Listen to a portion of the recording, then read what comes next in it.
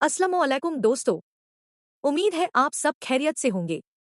आज के व्लॉग में हम बात करेंगे आची घरेलू जिंदगी के लिए जरूरी बातें और टिप्स के बारे में। हर औरत की ख्वाहिश होती है कि उसका घर प्यार, मोहब्बत, सुकून और खुशियों से भरा रहे।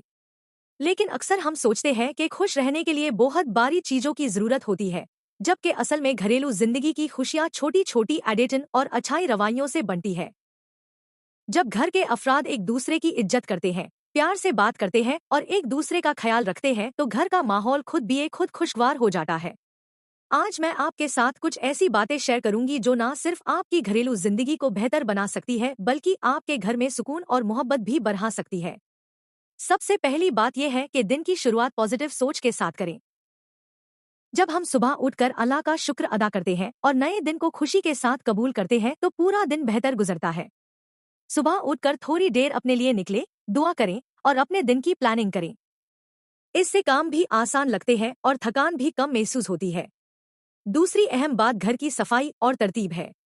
जरूरी नहीं कि घर हर वक्त बिल्कुल परफेक्ट हो, लेकिन जितना हो सके घर को साफ और मुंजम रखने की कोशिश करें। साफ सुथरा घर ना सिर्फ अच्छा लगता है बल्कि दिल को भी सुकून देता है। रोजाना थोड़ा थोड़ा काम करने से घर की सफाई मेंटेन रहती है और एक ही दिन बहुत ज्यादा मेहनत नहीं करनी। पार्ट 1।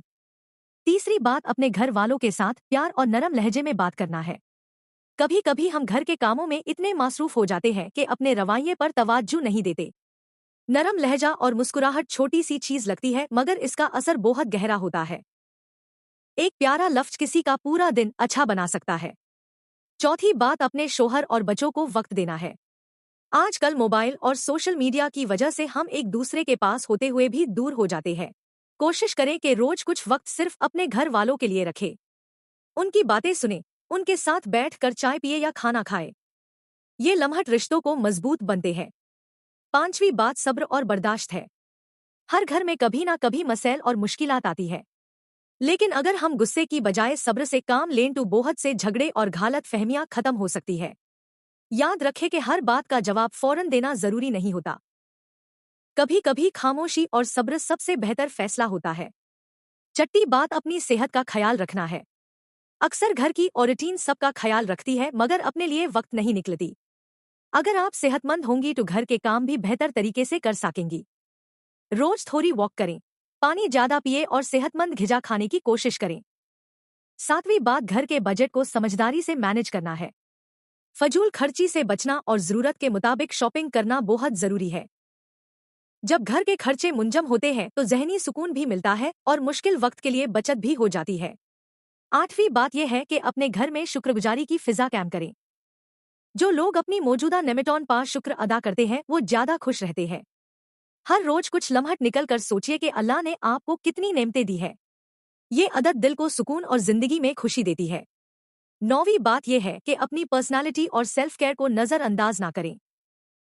अपनी सफाई, ड्रेसिंग और कॉन्फिडेंस पर तवज्जो देना भी जरूरी है। जब आप खुद को अच्छा महसूस करती है तो आपका मूड भी अच्छा रहता है और उसका असर पूरे घर पर पड़ता है। आखिरी और सबसे अहम बात, दुआ है। हर काम में अल्लाह से मदद मांगना और उस पर भरोसा रखना इंसान को अंदर से मजबूत बनाता है।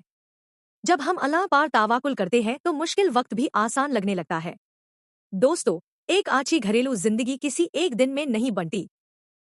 ये रोजाना की छोटी छोटी कोशिशों, प्यार, इज्जत, सब्र और शुक्रगुजारी से तैयार होती है।